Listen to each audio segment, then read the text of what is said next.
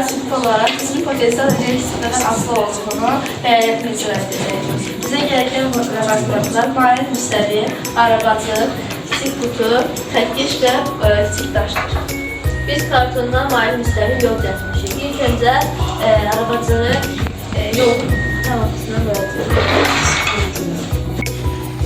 Karton 20 santimetrə deyək.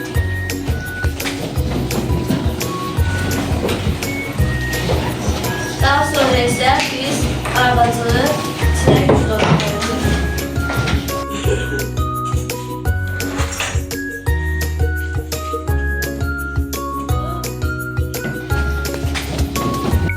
Beşinci addımda ise arabacını malum müstəvinin tam ortasına hərəkət ediyoruz.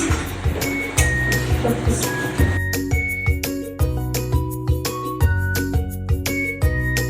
Biz layihənin birinci hissəsində arabacığı malum müstəvinin ən hissəsinə qoyduq. Bu zaman arabacığın potensial enerjisi çox olur. Biz arabacığı boş buraxdıqda arabacığın potensial enerjisi azalır, kinetik enerjisi artır. Buna görə də qutu 20 cm irəlilənir. Layihənin ikinci hissəsində biz arabacığı yük qoyduq. Bu zaman arabacığın kütləsi artır və buna görə də arabacığın potensial enerjisi artır.